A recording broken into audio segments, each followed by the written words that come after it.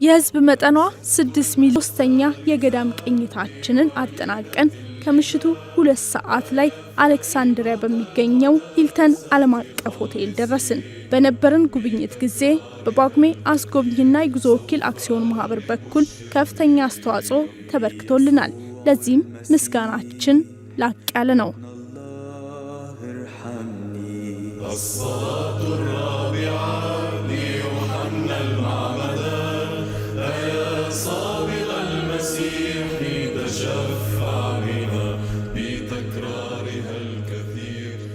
በሆቴሉ የተሰናዳውን እራት በልተን በተያዘልን የመኝታ ክፍል አሻግረን ስንመለከት በሜዲትራኒያን ባህር ላይ የሚነፍሰው ነፋስ ውሃውን ከድንጋይ ጋርና እርስ በርሱ እንዲጫወት አድርጎታል። የባህሩ ስፋት ምንም እንኳ ማራኪ ሆኖ ለአይን የሚስብ ቢሆንም ውስጣችን ግን ለስደት የወጡ በባህሩ ላይ የሞቱ ወገኖቻችንን ደጋግሞ በአይነ ህሊናችን እያሰበ ይመጡ ነበር።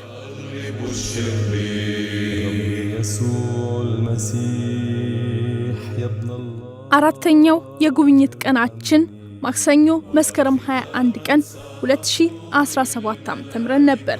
ቁርሳችንን ተመግበን የያዝነውን ሆቴል ከማለዳው 2 ሰዓት ሲሆን ለቀን በመውጣት በግብጽ ኦርቶዶክስ ቤተክርስቲያን ከሚገኙ ገዳማት መካከል ስመጥር ወደ ሆነው ገዳም ጉዟችንን ጀመርን።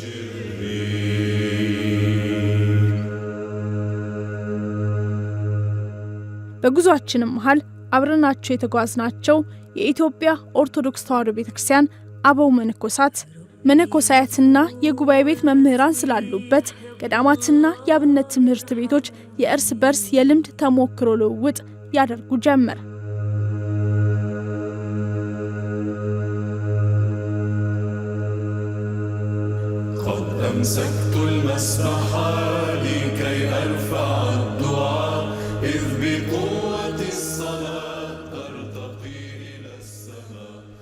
በ14 ዓመቱ ቤተሰቦቹ ስላረፉበት ርስቶርሶ ከጥቂት ዓመታት በኋላ በአካባቢው የጦር አዛዥ ሆነ።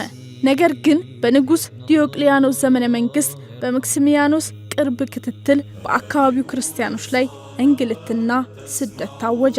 ይህ ያላስደሰተው የያኔው ወጣት ያሁኑ ቅዱስ ከሌሎቹ ተመርጦ የሚሰራበትን የኃላፊነት ቦታ በመልቀቅ በ303 እንደ አውሮፓውያን አቆጣጠር በበረሃ ውስጥ ወደሚገኝ አንድ ገዳም አቀና። በዚያም በጸሎትና በጾም ሲተጋ ከቆየ በኋላ ወደ ነበረበት ከተማ ተመልሶ ስለ ክርስትና መመስከር ጀመረ። ዘመኑም ዘመነ ሰማዕታት ስለነበር በአላውያን ነገስታት ትእዛዝ ብዙ መከራና ስቃይ ተቀብሎ በ309 እንደ አውሮፓውያን አቆጣጠር አክሊለ ሰማዕትነትን አግኝቷል። ዛሬ የምናቀናበትና በቤተክርስቲያናችንም ዘንድ ታላቅ ስፍራ የሚሰጠው አባት ቅዱስ ሚናስ يا ابن الله ارحمني الصلاة الثالثة بوليدة الإله هيا فريضة القداسة ይህ ታላቅ ገዳም ቅዱስ ሚናስ ወይም ማርሚና ገዳም በመባል ይታወቃል። በአራተኛው መቶ ክፍለ ዘመን በንጉስ ዜኖ የታነጸው ቤተ መቅደስ በአረብ ወረራ ጊዜ በሰባተኛው መቶ ክፍለ ዘመን ሙሉ ለሙሉ የቅዱስ ሚናስ ከተማ የወደመ ሲሆን መቅደሱም ስለመፍረሱ የገዳሙ አባቶች ይናገራሉ። ስፍራው በ20ኛው መቶ ክፍለ ዘመን በተደረገ ቁፋሮ የተገኘ ሲሆን የንጉስ ዜኖ ልጅ የተፈወሰችበትና በጥንት ታሪኩ በፈዋሽነት የሚታወቀው የጉድጓድ ጠበል ስለመገኘቱም ይነገራል። ይሄው ቅዱስ ስፍራ በዓለም የታሪክ መዝገብ ተመዝግቦ ለተሳላሚዎችና ለጎብኚዎች ክፍት ሆኖ የሚገኝ ሲሆን በተለይም የግብጽ ኦርቶዶክስ ቤተክርስቲያን ፓትርያርክ በሆኑት በብፁዕ ቅዱስ አቡነ ቄርሎስ ስድስተኛ ገዳሙ እንደ አዲስ ማንሰራራት መቻሉ ይነገራል።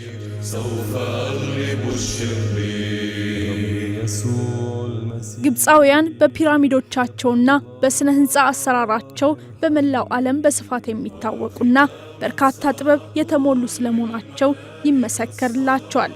በቅዱስ ሚናስ ገዳምም ተገኝተን ከታዘብነው መካከል ይህንኑ መጥቀስ እንችላለን። የአንድ መንደር ያህል ስፋት ያለውና በተለያዩ ቀለማት አሸብርቆ የሚታየው ዘመናዊ ገጽታን የተላበሰው ገዳሙ የግብጽ ኦርቶዶክስ ቤተክርስቲያን ምእመናን የእጃቸው ስራ የሆኑትን የስነ ህንጻ ውጤቶችን ቁልጭ አድርጎ የሚያሳይ ነው።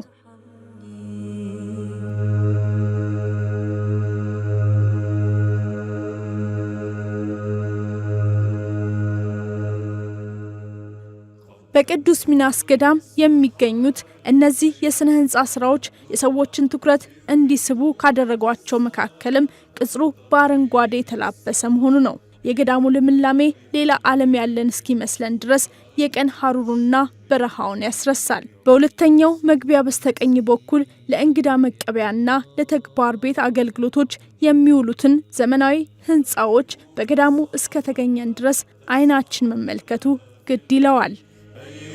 الثالوث القدوس خلصنا أجمعين بتكرارها الكثير ብፁዕ ቅዱስ አቡነ ሺኖዳ ለገዳሙ ለመጀመሪያ ጊዜ እንደ አውሮፓውያን አቆጣጠር በ1980 ሊቀ ጳጳስ ሾሙ።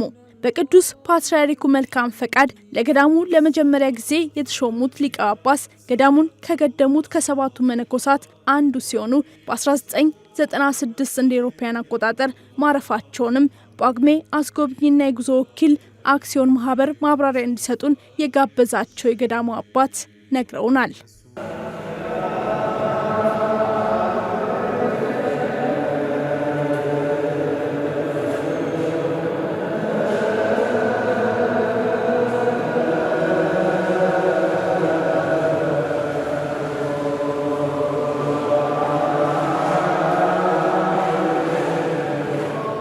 በስመ አብ ወወልድ ወመንፈስ ቅዱስ አሐዱ አምላክ።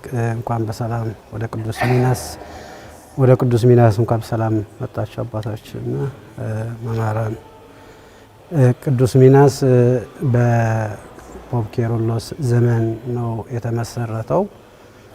ፖፕ ኬሮሎስ 116 ፓትርያርክ የግብጽ መጀመሪያ ምንኩስና ወደ ቅዱስ በራሞስ ገዳም የተባለው ይሄ አቡነ አብዱልመሲህ ሐበሻ የተባለው አባት የነበረበት ገዳም እዛ ነው ምንኩስና የወሰዱበት።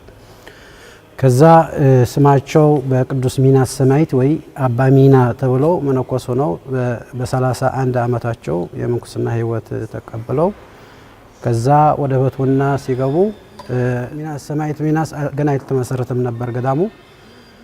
ምድረ በዳ ሆኖ የሳህራ ወይ በበርበራ የተባሉ ሽፍቶች የፈረሰ ቤተክርስቲያን ነው የነበረው። እዛ አባታችን አባ ሚና ወይ ፓትርያርክ ኬሮሎስ 116 የነበሩ በ1959 ፓትርያርክነት ሲቀበሉ የቅዱስ ሚናስ ገዳም መመስረት አለብኝ ብሎ በዛ በመንፈስ ቅዱስ ተነስተው ነው የቅዱስ ሚናስ ሰባቱ መነኮሳት አምጥቶ ከአብደል ናስር የተባለው የግብጽ ፕሬዝዳንት የነበረው በዘመን ኃይለ ሥላሴ ንጉስ ኢትዮጵያ የነበሩ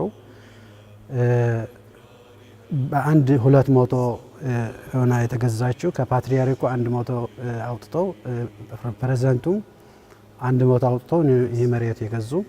እዚህ የቅዱስ ሚናስ ቦታ በውሃ እንትን ስላለው ለመነኮሳት መኖሪያ አይመችም ተብሎ ነው እንትን የተባለው ማለት ነው። ከዛው ገዳሙ ከተመሰረተ ገዳሙ መሬቱ እዝ ተገዝቶ ይሄ ግን ለአሳር ወይ ከአ ጥንታውነቱ ተጠብቆ እንደዛ ይቀመጥ ተብሎ አልተነካም። የሆነ በእንጨትም አድርጎ ቤተክርስቲያን ሰሩለት።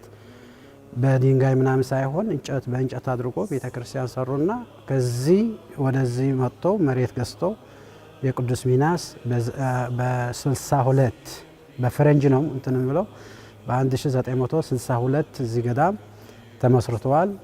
ቅዱስ ፖፕ ኬሮሎስም ሰባቱ መነኮሳትን አስቀመጡ። ሰባቱ መነኮሳትም ካስቀመጡ ምንም ታቦት ምናምን አልነበረም። እዚህ የቅዱስ ሚናስ ይሄ የነበረው እዚህ ሰሃራ ያለው ከእስክንድሪያ መጥቶ ነው አስቀድሶ ታቦት ይዞ ነው የሚሄዱ ነው የነበሩ። በኋላው የቅዱስ ሳሙኤል ፖፕ ኬሮሎስ የቅዱስ ሳሙኤል ታቦት ስለነበረ የመጀመሪያ ቅዱስ ሳሙኤል አልሙዕተረፍ የተባለው ጻድቁ አባታችን ወደዛ አምጥተው ነው ታቦት መጀመሪያው ዛ ተሰራ። ገና ቤተክርስቲያኑ አልተሰራም ነበር። 7 መነኮሳት ስለነበር እህቺ በፊታችን ያለችው ትንሿ መኖሪያ እህቺ ትንሿ ምትታየን ቤት እሳ ነው የሰሩት። መጀመሪያ የመነኮሳት መኖሪያ ተብላ 14 መነኮሳት ብቻ የምትይዝ ቦታ ነው የተሰራችው። በኋላው ፖፕ ኬሮሎስም 7 መነኮሳት አመንኩሰው ይህች መሬት ቤተክርስቲያኑ ወደ 50 ዓመት ሆኖታል። አሁን የቤተክርስቲያን ከተሰራተ ማለት ነው። ፖፕ ኬሮሎስን ቤተክርስቲያኑ ከሰራቱን 58 ዓመት ሆኖታል ማለት ነው። በኋላው መነኮሳቱ አንድ የቅዱስ ሶሪያን ገዳም መነኮሳቱም ለዚህ ገዳም ረዳታ ያድርጉ ነበር። የቅዱስ ሶሪያን ማለት የቅዱስ ቢሾይ እና ዮሐንስ ሐጺር የሚጸልይበት የነበረ ቦታ ተከፍለው በቅዱስ ድንግል ማርያም ኤፍሬም ሶሪያዊ ከሶሪያ ወደ ቅዱስ ቢሾይ ሲመጣ የሱ እንጨት በትር ይዘው ወደ ቅዱስ ቢሾይ ቤት አልገባም ምናምን ብለው የተከለው ዛፉ እስቺ ከፍለው ነው ወደ የቅዱስ ኤፍሬም ወይ የቅዱስ ድንግል ማርያም ቤተክርስቲያን ተብሎ የቅዱስ ዮሐንስ ሐጺር 2 ዮሐንስ ነው ያሉ። ዮሐንስም እመቤታችን ብር ሰጣ ይሄ ገዳሚ ስራልኝ ብላ አንዱ ቅዱስ አለ። ከቅዱስ ዮሐንስ በኋላ የመጣ ነው። ይሄ ቅዱስ አባት ነው የገዳሙ የሰራቱ ማለት ነው። ከዛ ነው የገዳሙ እርዳታ የሚያደርጉት የነበሩ ገና 7 መነኮሳት ነበር። እርዳታ ምንም አልነበራቸውም። የሆነ ውሃ የሚጠጣ ነገር ምን የለም። እዚህ ቦታ ሲቀፈር ውሃው አለ፣ ግን ጨው ስለሆነ መጠጣት በጣም ይከብድ ነበርና ውሃው አፍልተው ከፈላ በኋላ ነው እንትን ብለው የሚጠጡት አባቶች። በጣም በብዙ ስቃይና መከራ ነው እዚህ ገዳም ሰርተው እንደዛ ደረጃ ነው የደረሱ። 150 መነኮሳት አሉ። እንደ አባታችን ተጨማሪ ገለጻ ኮነም ትላንት ገዳሙን የገደሙት 7 አባቶች ይሁኑ እንጂ ዛሬ 150 አቦ መነኮሳት እንደሚገኙ ተነገረን። እነዚህ 150 መነኮሳት በሰሩት ጠንካራ የልማት ስራ ዛሬ ገዳሙ የ35 ፋብሪካ ባለቤት ለመሆን በቅቷል። እንደ አውሮፓውያን አቆጣጠርም በ2022 ከግብጽ ኦርቶዶክስ ቤተክርስቲያን ገዳማት መካከል አንደኛ ደረጃን ይዞ አጠናቋል። የቅዱስ ሚናስ ገዳም በተለይም በልማት ዝቅተኛ ለሆኑና ራሳቸውን በኢኮኖሚ ለመቻል ለሚጥሩ ለኢትዮጵያ ኦርቶዶክስ ተዋሕዶ ቤተክርስቲያን ገዳማት አስተማሪነቱ የጎላ ነው። መጀመሪያ ፓትርያርክ ፖፕ ሽኖዳ ለመጀመሪያ ጳጳስ የሾሙት ይሄ ኩርሲ የተቀመጠበት በ980 ዓመተ ምህረት በፈረንጅ ማለት ነው። መጀመሪያ ጳጳስ ተሰጠን ማለት እዚህ ገዳም ከ80 ይዞ እስከ 96 ዓመተ ምህረትም 16 ዓመትም አገልግሎት ሲያገለግሉ እዛ አርፏል። ከሰባቱ መነኮሳት አንድ ተመርጧል ማለት ነው። በኋላው እሳቸው በ96 ካረፉ በኋላ አንድ ፖፕ አባ ኬሮሎስ የተባለው ጳጳስም 2003 እዚህ ገዳም ጳጳስ ሆኖ ተሾመው እዚህ 150 መነኮሳትም አሉ። ገዳሙ ብዙ ከግብጽም አንደኛው የሆነበት አሁን ነው 2022 ነው ከግብጽ ገዳማት አንደኛ ሆኖ የወጣው። ሁለተኛ ሆኖ የወጣ ገዳማ አስቀጢስና በራሞስ ቢሾይ ገዳም የሚባለው በኋላው ተሰርቶ ይሄ ሁሉ ከህርሻ ምናምን ሳይሆን በድርጅት ማለት ይሄ ፋብሪካ የሚባል እዛ እየሰሩ ነው። በሁሉ ነገር ድሆች እየረዱ የተቸገሩ ሰዎች እየረዱ እዚህ ላይ 1500 ሰራተኛ ያለው እዚህ ገዳም ውስጥ መግባቸው ሁሉ ነገር በገዳሙ ስር ነው። ብዙ ስራም አለ ማለት ነው። አንድ እኛ እዚህ ገዳም እንደዛ ደረጃ እስከደረሰ የአንድ ገዳም መርዳት አለበት። የቅዱስ ዮሐንስ ሐጺር ገዳም ከዚህ ገዳም እርዳታ ነው አሁን እየተሰራ ያለው። ግዴታ አንድ ገዳም ከፍ ካለ አንድ ገዳም ይሰጠዋል። ይሄ ገዳም ላንተ ነው ሰርተህ እንደዛ ደረጃ አድርሶም ተብሎ እንትን የሚባለው ማለት ነው። እድገት ትብብር ነው። መጀመሪያ ፍቅር የሚባል አለ። ፍቅር አንደኛው ሁለተኛው አብሮ መስራት ነው። ሁሉ የተማሩ ናቸው። ትምህርታቸውም በአንድ ላይ ሆነው ተሰብስበው ምን እናድርግ ተብለው በአንድነት ስለቆሙ ነው። አንድነት የሚባል አንድ እጅ መስራት አይችልም፣ ሁለቱ መስራት ይችላል። በአንድ ላይ ሁለቱ ነው የነበሩ በአንድ ሆኖ ወደ ስራ ስለገቡ ወደ ከፍ ያለ ደረጃ መድረስ አለብን ብሎ ከመንኩስናቸው አንደኛው የመንኩስና ህይወት መንገድ ነው። ሁለተኛው ስራ ነው። ካልሰሩ መብላት አይችሉም፣ ካልሰሩ ማደግ አይችሉም። ይሄ ህንፃ የሰሩት ራሳቸው ነው። የተማረ ሰው መግባት አለብን የተባሉ የሚወስዱት ነገር ስላለ ነው። አንድ ሰው ፕሮፌሰር ሆኖ ከመጣ የሆነ ነገር ከሱ የሚወስዱት ነገር ተቀብለው ወደ ስራም እንትን የሚሉት አንተ ለምንድነው እንት ካኝ አና ከንተ በልጣለሁ ምናምን ይባል ነገር እዚህ ቦታ ያለ መጥተው ይጠይቁኛል። የሆነ ነገር አስበን ምን ይመስልሃል ይላሉ። አይ እንደዛ ከሆነሞ እንደዛ ብሎ የኔ ሐሳብ ተጽፎ ይወሰዳል። እኔ ማነይ ምንም እንትን አይሉ ሰባዊ ንቁ ሐሳባቸው ሁሉ ተሰብስቦ ነው ገዳም የሰሩት። እንደዛ አድርጎ በአንድ ላይ ተሰብስቦ ነው የህርሻና የፋብሪካ እንትን ያደረጉት ድርጅታቸው ወደ ዓለም ከፍ ያደረጉት። ይሄ ትራንስፈር ያደረገው ወደ ዓለም ነው። ወደ ጀርመን፣ ወደ አውሮፓ፣ ወደ አሜሪካ ነው የሚሰደው። ይሄ በመርከብ ነው እንትን የሚለው ገዳም በጣም ትልቅ ገዳም ነው። አብሮ ስለቆሙ ብቻ ነው እንደዛ ያደረሱት። ከገዳም መውጣት አይችሉም፣ ግን በብራቸው ይረዳሉ። እኔም ከዚህ ገዳም አውጥቶ ና አንተ አገልግል ተብዬ ወደ ዓለም ወደ ሩሲያ ያሉ ህዝቦች ከሆኑ ይሄዳሉ። ገዳም ከሆነ አንድ መነኩሴም 3 መነኩሳት ሆኖ ገዳም በጣም ደካማ ከሆነ በስጋ ወይ የሚያስፈልገው ነገር ገዳም ካለ ከዚህ አንድ መነኩሴ ሄዶ ብር አድርሶ ነው የሚመጣው። በቃ ይሄ መነኩሴው የሚሰሩ ሰዎች ይዞ ነው ገዳሙ ራሱ ነው የሚሰራው። ገዳሙ መርዳት ያለበት በገንዘብ ነው እንጂ መነኮሳት ወጥተው ከሱ ጋር መስራት አይችሉም። ለምን? ከዚህ አንድ መነኩሴም አይወጣም። ይሄ የራስ የዚህ ገዳም ነው። አንተ ወደዛ ሂድ። ይሄ መነኩሴም ለምንድን ነው ወደዛ የሚሄደው? አይ መርዳት ካለበትም በብራቸው ነው የሚረዱት እንጂ የዚህ ቦታ መነኩሴ የወጣው ቦታ ማን ነው የሚተካለት? 5-6 ዓመት የሰራው የ6 ዓመቱ የ10 ዓመት ልምድ ያለው መነኩሴው ይሄ ስራ ትተው ወደ ሌላ ገዳም ሄዶ ከሰራ የዚህ ልምድ ያለበት አባት ከየት ይገኛል? ማን ነው የሚሰራለት? በአመት ወይም በአንድ ወር እኮ 20 ሚሊዮን ምናምን ያስገባል። ይሄ 20 ሚሊዮንና ወደ ድሆችና ወደ ሌላ ስራና ወደ ድሆች 600 እስክንድርያ አካባቢ ያሉ ድሆች እኛ ነው የምንበላቸው። በአንድ ሳምንት 2 ሚሊዮን ከባቢ ነው የምንከፍለው ወይም ከዙ በላይ ይሆናል። ለምን? የሆነ የባንክ ነገር የሀገሩ እንትኑ ከወደቀን ከፍ ካለ ይሄ ተጨምሮና የሚወጣን ዝቅ ብሎ የሚወጣው ከገዳሙ ነው።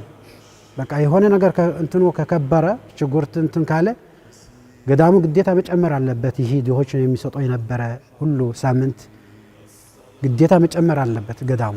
መነኩሴሙ ጠንክሮ መስራት አለበት። እንትኑ ከጨመረ መነኩሴሙ ሰራተኛ መጨመሮ ስራው ከፍ ማድረግ አለበት ቶሎ ብሎ። ምንም ቀልድ ምን ይባል ነገር እዚህ ገዳም የለም። አንድ መነኩሴ መጥቶ ቤተ ምናምን አንተ ጊዜ መግደል ይባል የለም። ሁሉ ወደ ስራው ይሄዳል። ስራው በደንብ ሰርቶ ሌላ ይልካል እንጂ ከዚህ መውጣትም አይችልም። በግብጽ የምንኩስና ህይወት እንደ ቀላል አይታይም። ቤተክርስቲያኗ ያስቀመጠቻቸውን መስፈርቶችም በአግባቡ ማሟላት ያልቻለ ሰው ሊመነኩስ አይችልም። ከመስፈርቶቹ መካከል አንዱ የእድሜ መጠን ነው። ከ26 እስከ 29 የእድሜ ክልል ውስጥ ካልሆነ ፈጽሞ ተቀባይነት የለውም። ይህ በእንዲህ እንዳለም በእኛ ሀገር ብዙ ትኩረት የማይሰጠው የትምህርት ደረጃ በግብጽ ኦርቶዶክስ ቤተክርስቲያን ዘንድ ግን ልዩ ትኩረት አለው። ከብዙ መመርመር በኋላ የገዳሙ የበላይ ጠባቂ የሆኑት ሊቀ ጳጳስ የገዳሙ መነኮሳት ህብረት ፈቃደኝነት ጠይቀው ይሁንታ ካገኘ ቤተክርስቲያን ትቀበለዋለች።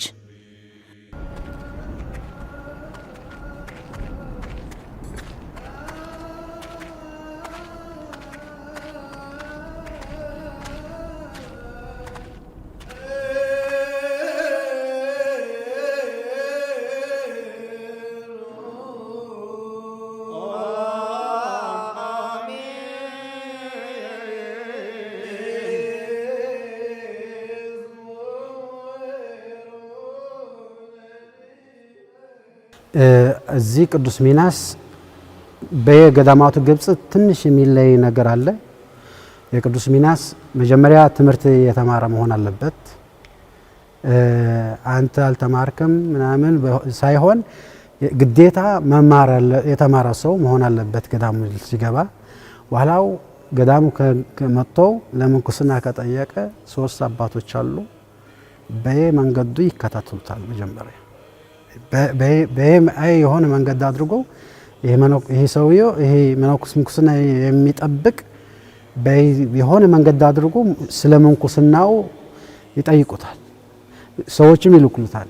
በቃ ይበቃል ወይ አይበቃም ወይ ዝም ብሎ ብር ወይ ጥሩ ህይወት መኖር ፈልጎ ነው ወይስ ምንኩስና ፈልጎ ነው የሚመጣው ምናምን ተብሎ በደንብ አድርጎ ነው እንትን የሚሉት። እንደኛ አይደለም። በቃ አስገቡት እስኪ ምናምን ተብሎ ወይ ትንሽ እኛ ትንሽ እንትን አለ። በቃ ምንኩስና ከፈለገማ እግዚአብሔር እንደፈለገ ይሁን እስኪ እግዚአብሔር እንደፈቀደለት ይሁን ተብሎ ነው አይደለም። በሀገራችን ብዙ እንትን እናድርጋቸው። እዚህ ሀገር በጣም ከባድ ነው ምንኩስና ወደዚህ መግባት። በጣም መርምረው ነው አዎ ይበቃል ተብሎ ከመሰከሩለት ይህ 3 መነኮሳት ወደ ጳጳሱ ይወስዱታል። ጳጳሱ አዎ እኔ ፈቃደኛ ነኝ ይባላል። እሱ ብቻ ሳይሆን 3 ዓመትም በምንኩስና ህይወት በተሞክሮ የሚባል ነገር አለ። ተሞክሮ ከገባ ይሄ 3ኛ የመነኮሳቱ እንትን አለው፣ 4ኛ የጳጳሱ አለ፣ 5ኛማ የመነኮሳት ሁሉ እንትን ይላል። ፈቃደኛ ናችሁ ምንኩስና እንስጣው ይላል ጳጳሱ መጀመሪያ። አዎ ፈቃደኛ ነን ካሉ ና በቃ ምንኩስና ይሰጣል። እንትን አንፈልግም ሰውየው መግባት የለበትም ከተባለማ በቃ መግባት የለበት። ጳጳሱ ይገባል ምናምን ብሎ በራሱ መንገድ መግባት አይችልም። በ3 መንገድ ነው የሚገመተው። በ3 መነኮሳትና ይሄ የጳጳሱ የመነኮሳቱ የመጨረሻ ምንኩስና ላይ 3 ዓመት እንትን ካለ 3 ዓመትን ረድቶ ደክሞ እኮ እንትን የተባሉ አሉ። ይሄማ ተቀይሯል ተብሎ የሆነ ነገርማ ገብቷል መሄድ መመንኮስ አይችልም የሆነ ነገር አለች ይባላል። ምን እንደሆነችም አትናገር መውጣት አትችል። ስለምን ሰውየውን በቃ አንተ አትበቃ አንተ እዛ ሄደህ ለቤተ ክርስቲያን ቄስ ሆነን መገልገል ትችላለህ ተብሎ ነው እንትን የሚባለው። ይሄ ምንኩስና የሚባል አንተ አይችልህም በቃ አንተ አትሆንም የሚባል የሆነ ነገር እንዳይሰማው ተብሎ በመስጢርና በእንትኑ ተነግሮ ነው እንትን የምንሸነው። ከዚህ ምን እንትን የምንለው ዘው ብለመጥቶ እኔ መመንኮስ አለብኝ ብሎ አይሆንም። ትምህርቱ ተመርምረው ፌክ እንዳይሆን ጥያቄ ተጠየቀው። እናቱና አባቱ በቸኛ የእናቱ አባትን ከሆነ ከእግዚአብሔር ጋር ፍክክር መግባት አንችልም፣ ሄድ እናትህን እግዚአብሔር መጀመሪያ አባትና እናትን ነው ሄድ እናትህን አባት መጀመሪያ ዳ ተብሎ ከገዳሙ መጀመሪያ ይጠየቃል። እሱም ከዛ ከቤት ሲነሳ ከቤተ ክርስቲያኑ ፍቃድ ተሰጥቶ የእናቱ ምስክርነት ተሰጥቶ ነው ወደ ምንኩስና የሚገባው። ከዛ በኋላ ወደ ምንኩስና ህይወት ከገባ ወደዝም ወደ ከተማ መውጣትም የለም። በገዳሙ ስርዓትም ህግን የሆነም ካሞ ወደ ሕክምና የሚባል ከሆነ ይወሰዳል። ገዳሙ የእናቱ ልጅ አሟል የሆነ ነገር አድርገ ምናምን የሚባል ነገር የለም። ወይ እናቴ የሆነ ነገር ሆኛለሁ እኔ ምናምን የሚባል ነገር የለም። እዚህ ነው የሚቀመጠው። እዚህ ገዳም ከገባ ሁሉ እንደ መነኮሳቱ ሁሉ ነገር ይደረግለታል። እንደ ሁሉ መነኮስም ቤት ይሰጠዋል። መኪና ከሆነ መኪና የስራ ይሰጠዋል። እዚህ ሀገር እኛ አይደለም እኛ መኪና ምናምን እንትን አንልም። እዚህ ግን እንትን ወደዚህ ስንመጣ እኮ የራሴ መኪና ነበር ደበቅ አርጋት እንጂ የራሴ መኪና ምን አለች እና መኪና አንዳንድ መኪና ይሰጠናል። በስራ ጉዳይ ነው እሱ። እርሻ የራሳችን እርሻ ከዚህ 4 ኪሎ ስለሆነ 4 ኪሎ ሜትር ማለት ነው። እዚህ ገዳም ውስጥም የእምነ በረዱ ፋብሪካና የእንጨት ፋብሪካና የኖራ ፋብሪካን ያለን እዚህ ውስጥ ገዳም በህዳት ስለሚሰራ የሆነ ድምጽ ለሌለበት ስለሆነ ሌላዎቹ 28 ምናምን እዛ ነው ያሉትና ወደዛ ስንሄድ አረቦች ሙስሊሞችን ተከበናል። በአረብ በቃ አንድ መነኩሴ ዝም ብሎ ከወጣ ራሱ በቃ ይመለሳል ወይ ይመለስም በቃ እግዚአብሔር እንደፈቀደለት ማለት ነው። በጣም ከባድ ስለሆነ ነው መኪና ምንዞ ሮጠን እንሄዳለን፣ ሮጠን እንመለሳለን በመኪና ማለት ነው። በኢትዮጵያ ኦርቶዶክስ ተዋሕዶ ቤተክርስቲያን ገዳማት ውስጥ የሚኖሩ አንዳንድ መነኮሳት ውሎና አዳራቸው በከተማ ያሉበትንም ገዳም በተለያዩ ሰበቦች ከገዳማት ወደ ገዳማት ሲቀያይሩ ይታያል። በተለይም በአሁኑ ወቅት ወደ ከተማ የሚደረጉ የመነኮሳት ፍልሰት እጅጉን በመባባሳቸው ምክንያት በምዕመናን ዘንድ ከፍተኛ ቅሬታን እየፈጠረ ይገኛል። ከኛ በተለየ መልኩ በግብጽ ኦርቶዶክስ ቤተክርስቲያን ከመነኮሳት እስከ ቅዱስ ፓትርያርኩ ድረስ ምንም አይነት የወራዊ ደሞዝ ክፍያ የለም። ነገር ግን ቅድስት ቤተክርስቲያን አስፈላጊ የምትላቸውን ሁሉ ታሟላለች። ይህ በእንዲህ እንዳለም አንድ መነኩሴ በምንም ተአምር ቢሆን እንዳሻው ከገዳም በመውጣት ከተማ ለከተማ ሲዘዋወርም ሆነ ከገዳም ወደ ገዳም ሲቀይር አይታይም። ይህ በግብጽ ኦርቶዶክስ ቤተክርስቲያን ፈጽሞ የተከለከለ ነው። የተሟላ አገልግሎት በአንድ ማዕድ ከጳጉሜን አስጎብኝና የጉዞ ወኪል አክሲዮን ማህበር ኢትዮጵያዊ ትውፊትን እንዲሁም ዓለም አቀፍ መስፈርቶችን ባሟሉና በስነ ምግባር በታነጹ ባለሙያዎች ተደራጅቶ በሀገር ውስጥና በውጭ ሀገራት የተለያዩ መንፈሳዊ የቢዝነስና ልዩ ልዩ ጉዞዎችን ማዘጋጀትና የማስጎብኘት አገልግሎት ለድርጅቶ አሊያም ለግሎ መኪና ካስፈለገ ዘመናዊ ባሶች፣ ለፊልድ አገልግሎት የሚሆኑ የተለያዩ ሃርድ ቶፕ ቅንጦ የሆኑ V6 እና V8 እንዲሁም ለሰርግ አገልግሎት የሚሆኑ የተለያዩ መኪናዎች፣ ለጉዞ በረራዎት የሀገር ውስጥና የውጭ አየር ትኬት፣ ዋን ራይድ፣ የከተማ ውስጥ ፈጣን ራይድ አገልግሎት፣ የተለያዩ የኩነት ዝግጅቶች፣ የኮሚሽን ስራ እንዲሁም የገቢና ወጪ ንግድ ስራ ከጳጉሜን። አድራሻችን 22 አክሱም ሆቴል አጠገብ ኮሜት ህንፃ አንደኛ ፎቅ ቢሮ ቁጥር 107 በ0942 11 12 13 በ0903 13 13 13 ጳጉሜን የኢትዮጵያ መልክና ድርሳን። ስራዬ ቤተልሔም ነበር። 2 ዓመት 6 ወር ከገለገልኩ ነው እረፍት የተሰጠኝ። እረፍት ላይ ነኝ ያለሁት። እረፍትማ 1 ወር 2 ወር እንዳይመስላችሁ 4 ዓመት ነው እረፍት የራስ 7 ዓመት ተቀምጫለሁና ከ2 ዓመት ከ6 ወር ከሰራው በኋላው ያለው እረፍት ነው። እረፍት ነው ያለሁትና አስበው በቃ የመነኩሴ እረፍት ያስፈልገዋል ብለው ነው እንትን የሚሉት።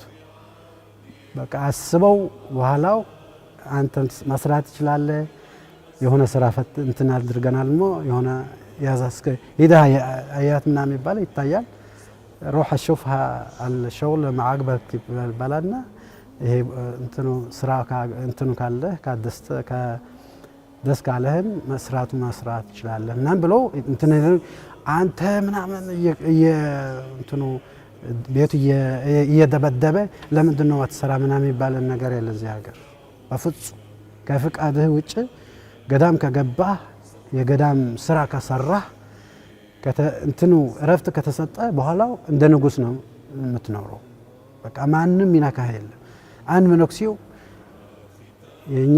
የኔ ቤት ያለው እዛ ቤት ነው ያለው። ሁሉ ነገር አለ። መኪና አለኝ፣ ቤት አለኝ፣ ሁሉ ነገር አንድ ነገር ነው የሚያደርጉልን። ሁሉ ነገር አንድ ነው። በአመት 3 ጊዜ ልብስ ያለበሱን ማለት ነው ይሰጡናል። የምንፈልገው ነገር ይሰጡናል። ምንም ችግር የለም። እዚህ ከገባ የሆነ ነገር ፈልገህ ወደ ዓለም ላይ እንዳትሄድ እዚህ ያለ ይላል። እኔ መጠጥ ፈልጋለሁ ወይ እንትን ፈልጋለሁ የሆነ ቀዝቃዛ ነገር መጠጣት ፈልጋለሁ ካለ እዚህ ገዳማችን ውስጥ ሱፐር ማርኬት አለ የራሳችን የገዳሙ።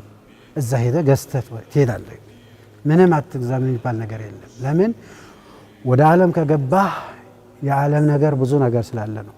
መጠጡ ብቻ ሳይሆን ከመጠጥ በኋላ ነው ያለው ችግሩ። በቃ የሆነ ነገር እንትኑ የምትፈልገው ነገር እኔም እዚህ ነገር ፈልጋለሁ እኔ አልተመቻኝም ምናምን ካለ በቃ አይ አንተ አትረባም ተብሎ የሚሰደብ ነገር የለም። 2-3 መነኮሳት አሉ ሄደው ያናግሩታል። የምትፈልገው ነገር ምንድነው? በቃ እኔ ይሄ ነገር ፈልጋለሁ። ይሄ መነኮሴም መጥፋት ያለበት የምፈልገው ነገር እዚህ ላይ ናምጣለት ተብሎ እኔ እዚህ ፈልጋለሁ ካልኩ ነገሩ ወደ ቤቴ ነው የሚመጣ። ስለምን ከገዳም ውጭ ከሄደ የማይመለሱ መነኮሳትም አሉ። በብዙ ገዳም ከገዳም የሚሄዱ አባቶች አሉ። በቃ የሆነ ፈተና ይገጥማቸውና በዛ ከገዳም ወጥቶ ከሄዱ በኋላ አይመለሱ፣ ወደ ዓለም ነው የሚገቡት። ግን ይሄ አባቶችን ሁሉ ነገር አስበው ተጽፏል። ሁሉ ነገር በቃ ከምንኩስና የምንኩስና ስርዓት ከመተመክሮ ጀምሮ እስከ ምንኩስና ከደረሰ ከመንኮሰ በኋላም ለውጥ ይገኛል። የሆነ ነገር አለ። ምንኩስና ከተቀበልክ የሆነ ነገር የሚሰማህ ነገር ስላለ የሚሰማህ ነገር የሚገቱ አባቶች አሉ። በቃ እዚህ ላይ እንዳትሄድ አንተ የምትፈልገው ነገር እንሰጣለን። ገዳሙ አንዳንድ ጊዜ እኛም እኮ ወደ ጭንቀት ምናምን አላችሁ ትንሽ ገዳሙ እጽዋ ላይ ምናምን ስለሆነ እንዴት ለነዚህ ተዘግተን የምንኖረው ምናምን ብለው የሚጨነቁ አባቶች አሉ። እንጂ አንተ ጥቁር ሰው ምናምን ይሉኛል። ለምንድን ነው እዚህ የምትመጣው? አሜሪካ ምናምን አትሄድም ምናምን ይሉኛል። የራሳችሁ ጭንቀት ወደ እኔ ነው እንትን የሚሉት። ለምንድን ነው አንተ ብዙ እድል እንዳለ ለምንድን ነው እዚህ መጣህ እንደኛ እኩል የምትቀመጠው? ለምንድን ነው ጭንቀት ላይ ትገባለህ ይላሉ አንዳንዱ ሰነፎች ማለት ነው። አይ እናንተ ጭንቀት መካፈል ስለምፈልግ ነው ምናምን ብዬ ዝም እላለሁ። 7 ዓመቱ አይ ይሄ ጥቁር ሰው አንድ ዓመትማ ይቀመጣል ይሉኝ ነበር።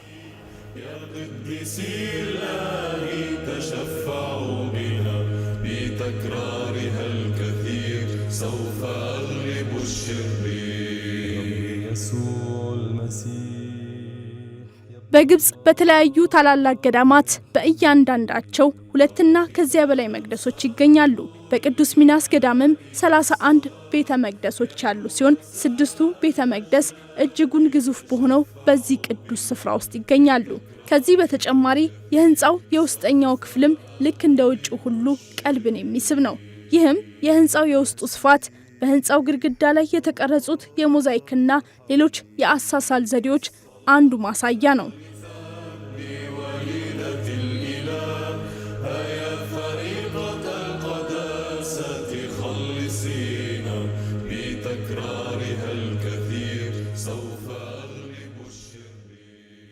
ሰላሳ አንድ ቤተ መቅደስ አለ እዚህ ገዳም።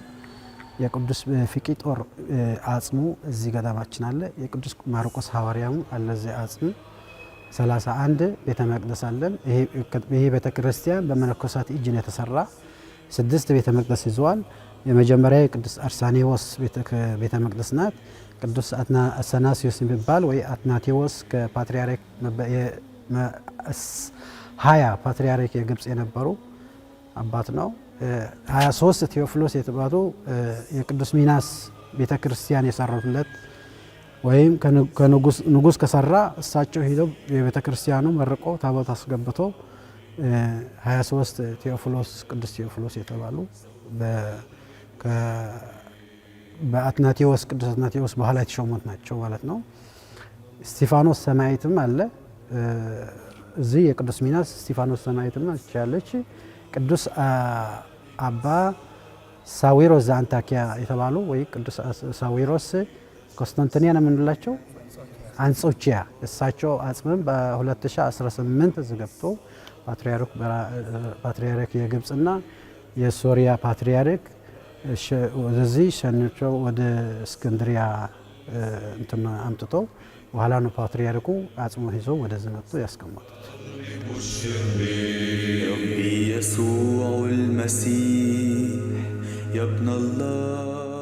ቅዱሳን አባቶቻችን በሕይወተ ሥጋ ሳሉ በርካታ ስራዎችን አከናውነው በተጋድሎ የሰማዕትነት አክሊል ተቀዳጅተዋል።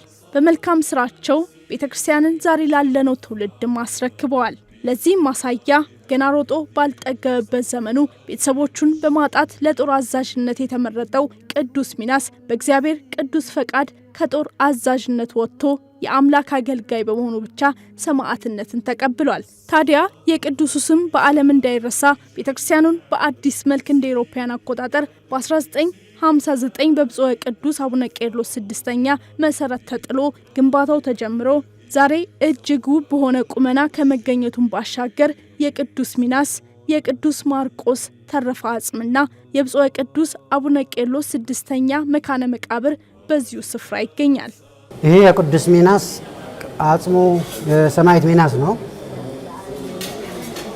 እሺ በረከት እንትን በልና የቅዱስ ሚናስ ነው። የሰማዕት ሚናስ አጽም ነው። ወደዛ እንትን ካላችሁ ወደ እኔ ነው። ወደ ቅዱስ ማርቆስ ሐዋርያ ቅዱስ ስጋው ነው። ይሄ የቅዱስ ፖፕ ኬሮሎስ ቤተክርስቲያን ናት። ይህቺ የቅዱስ ማርቆስ ሐዋርያ ቤተ መቅደስ ወይ ቤተክርስቲያን። ይሄ ቤተክርስቲያን የቅዱስ ማርቆስ ሐዋርያ ነው። የቅዱስ ማርቆስ ሐዋርያ አጽማቸው እዚህ ያለው ግማሹ ማለት ነው። ሮማውያን ከእስክንድሪያ ሰርቀው ወደ ሮማ ከወሰዱት በኋላ ፖፕ ኬሮሎስም ወደ ሮማ ሄደው ይሄ አጽማቸው እዚህ ያለ ፎቶው እዚህ ተመልከቱባቶች። እዚህ የቅዱስ ፖፕ ኬሮሎስ ከንጉሥ ኃይለ ሥላሴ ሆነው ነው የቅዱስ ፖፕ ኬሮሎስ ቅዱስ ማርቆስ ሐዋርያ አጽማቸው ከሮማ ሀገር አመጡት። ግማሹ እዚህ ተቀምጠዋል፣ ግማሹ ወደ እስክንድሪያ ተወስደዋል።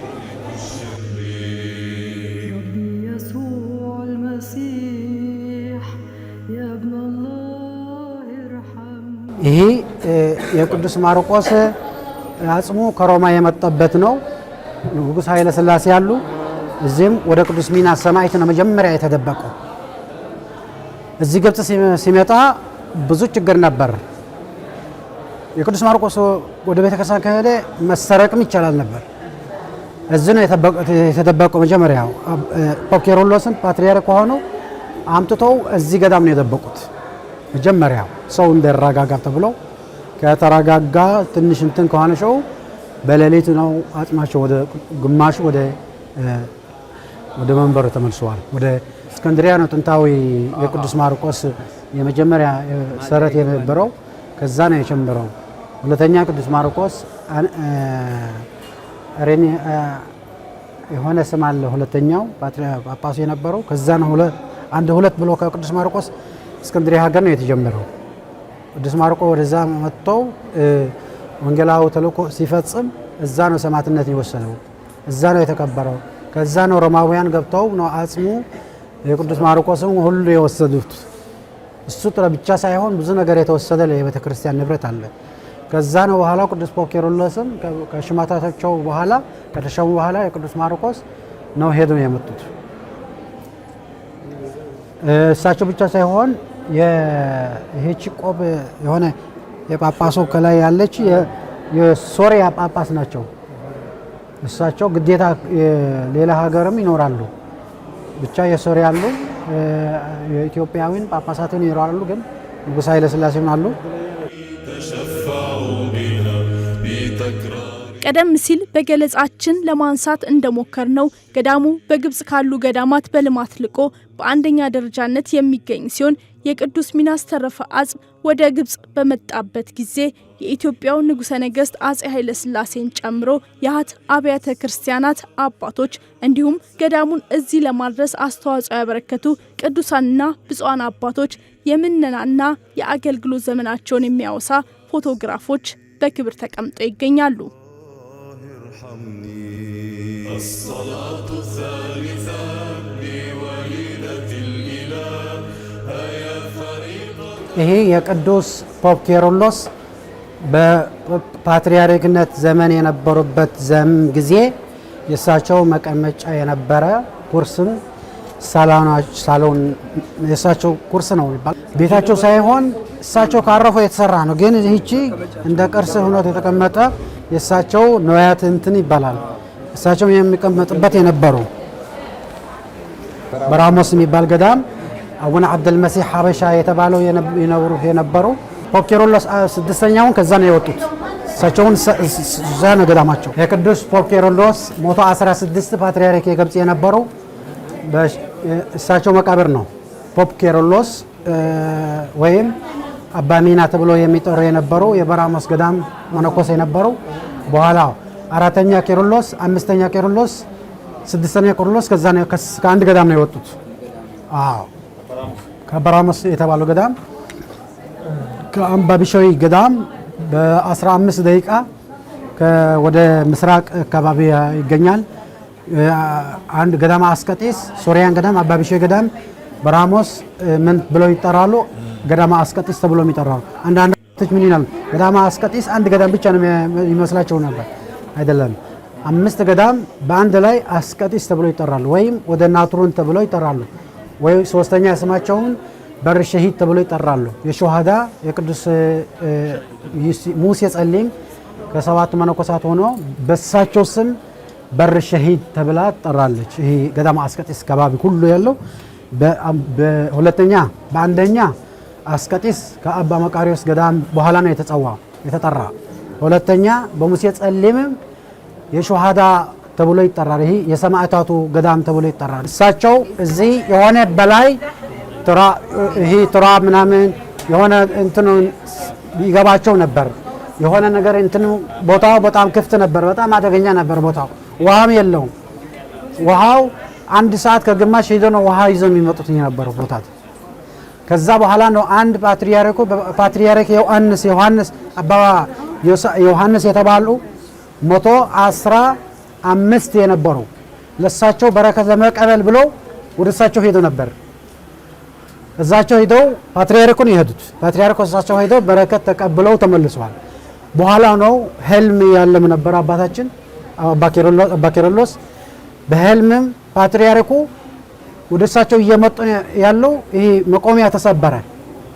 መቆሚያቸው ከተሰበረ ፖፕ ኬርሎስም መቆሚያ ጸግነው እንትን ብለው ለአባታችን ሲሰጡ አይ በቃ እኔ ይበቃኛል አንተ ውሰዱ ምናምን ብለው ነው ፓትርያርክ እንትኑ መቆሚያ ይሰጡት። እኔም አልችልም ምናምን ብለው ሲሰጡ አይ በቃ እኔ ይበቃኛል መቆሚያው በቃ እኔም መያዝ አልችልም ምናምን ብለው የእሳቸው ሲሰጡት ከዛ ነው እሳቸው አረፉ። እዛ አባታችን እንደዛ አይነት ልብስ ነው የለብሱ የነበረው እሳቸው ናቸው። በዚህ ዓመት ደረጃ ሲደርስ ነው ወደ ፓትርያርክነት የተወሰዱ። እሳቸው ከተሸሙ በኋላ የእሳቸው ሹመት ቀን ይሄ ልብስ ለብሰው ያለበት ቦታ ይሄ እሳቸው የለበሱበት እድሜያቸውም ትንሽ ነበሩ። በኩርስም 12 ዓመት ነው ፓትርያርክ ነው የሆነው። ከ59 እስከ 71 ዓመተ ምህረትም ፓትርያርክ ሆነው አገልግለዋል። እሳቸው የነበረበት ምንም ስብከት ምናምን አይችሉም። በጸሎት ነው የግብፅ ህዝብም በጸሎት ነው ወደ ክርስቶስ የመለሱት። የሚያስተምሩ አባትም ከሽመት መውረድ አለብን ተብሎ አንድ አባት ነበሩ። ስማቸው ከፖፕ ሽኖዳ እኩል የተሸሙ ነበሩ። እሳቸው የሸማቸው ከፖፕ ሽኖዳ በአንድ ላይ ነው እንትን ያሉ እንትን በላቸው። ይሄ በቃ መስበክ አይችልም እግዚአብሔር ዳች የሚባል ነገር ምንድነው ህዝብ ትምህርት ይፈልጋል ብለው ለሳቸው እንትን ሲሉ ይሄ አባት የሰሳተ መድኃኒት ወስደው ነው የሞቱት። አይ ተውት የፈለገ ነገር ያድርግ የቅዱስ ማርቆስ ሐዋርያ መውሰድ ከሆነም ለቅዱስ ሐዋርያ ማርቆስ ነው መስረከፍ ያለብኝ እንጂ እሱ አይደለም የሰጠኝ። እኔ ሄጄ ለቅዱስ ማርቆስ ሐዋርያ ሰጠዋለሁ ምናምን ብሎ አንተ ተረከበኝ ሲለው ቅዱስ ማርቆስም ተገልጦ ነው ያናገራቸው። በጣም ብቁ አባት ነበሩ። ብዙ ነገር ሲያዩ ወደ እሳቸው የሚመጡ የነበሩ ሰዎች አንተ እንደዚህ ታደርጋለህ ምናምን ብለው ለብቻ አድርጎ የኃጢአት ሁሉ ይነግሩት ነበር የሰራው ነገር። በኋላ ንስሐ ሰጥተው ወደ ቤተ ክርስቲያን ይመልሳል። ካህን ጳጳስ እንደዛ አድርጎ ብለው እንትን ሲላቸው አይ ወደ እኔ ላኩት ምናምን ብለው እሳቸው ቤታቸው አስቀምጠው እንደ ክርስቶስ ያገልግሉት ነበር። እግሩ እያጣቡ የሚያስፈልገ ነገር እያደረጉ እሱ በታች ሆነው ለጳጳሱ ያገለግሉ ነበር። በቃ ምንድነው ጳጳሱ ብዙ ነገር ማድረግ ይችላል ነበር፣ ግን እሳቸው ጳጳሱ ወደ ክርስቶስ ጥሎ እንዳይሄድ ለብዙ ሰው እንትን እንዳይሆን ተብሎ በቃ እሳቸው ዝቅ ብለው ነው ጳጳሳቱ እንትን የሚሉ ነበር። የቤተ ክርስቲያን መስዋዕትን የሆነ እሳቸው ነው። 12 ዓመት በጸሎትም የሆነ በስማቸው ስም እንትን ከጠራ የሆነ ተአምራት ይደረግ ነበር። እዚህ ግብጽ ስንት ሙስሊሞች የነበረው ወደ ክርስትና በሳቸው መንገድ ሙስሊሞች ሆነው በ68 ዓመተ ምህረት እመቤታችን ስትገለጥ እሳቸው ቤታቸው ነበሩ። ለምንድን ነው የማይወጡት? እመቤታችን ተገልጣለችና ነው ይውጡ እመቤታችን እንትን ቢወላት ሲሉ አይ እመቤታችንማ እንድትገለጥም ትናንትና አናገረች ነበር። እኔም መጣ ነበር አናገረችኝ። ከዛ በኋላ እንደው እናንተ የመጣችው እኔን ሁሉ ቀን የምትመጣል ከሳቸው ሁሉ ቀን በህልምም በገሃድም ትናገራቸው ነበር። ብዙ የሆነ ሰው እንትን ሲላቸው ሄዶ ቤታቸው ቁጭ ብለን የሚያለቅሱት ፓትርያርክ አሉ። የሆነ ዲያቆናቱ ቄሱ ከሰደባቸው ወደ ጸሎት ይገባሉ፣ ያለቅሳሉ። በኋላ በቃ እኔ ፓትርያርክ ሰው አሁን እንትን ምንም ጫማ የሚለብሱት ነገር አንድ ሰው መጥተው እንትን የለኝ ስለው የፓትርያርኩ ልብስ አውልቆ ነው የሚሰጡት። ምንም ጫማ የእሳቸው ጫማ እዚህ እንትን እንለዋለን። ምንም ልብስ የላቸው። በቃ ልብሳቸው እስከንሰብስበው ምናምን ወደ ውስጥ ሲገቡ አንድ ብቻ የለበሱት ልብስ ብቻ ነው የነበራቸው። ምንም ልብስ አይነበራቸው። ሰዎችን ብዙ ስጦታ ይሰጡታል፣ ግን እሳቸው ለሰዎች ይሰጡዋል። የሆነ ጫማ ፈልጋለሁ ካለ አውጥተው ራሳቸው አውጥተው ነው ሌላ ሰው ይሰጡት። በብዛት በዛ ብዙ ሰው ስለንትን ስላቸው ጫማ የሚባል ነበር አልነበራቸው። የእሳቸው ንብረት የተገኘ ይህች ብቻ ነው። الصلاة الخامسة لجميع القديسين يا قديسين በቅዱስ ሚናስ ገዳም ጣቢያችን ማህበረ ቅዱሳን ሚዲያ ተገኝቶ ገዳሙ ያለበት የልማት ሁኔታ፣ የኢኮኖሚ ደረጃ፣ የመነኮሳት ህይወት፣ ለአባቶች የተሰጠውን ክብር፣ ታሪክና ገዳሙን የሚገልጹ ምስሎችን የካሜራ ባለሙያችን በካሜራው በማስቀረት በቀጣይ ገዳሙ ወዳዘጋጀልን የምሳ ግብዣ ቀናን። ለነበረን የአብሮነት ቆይታ መሰገንን። ቸር ቆዩን።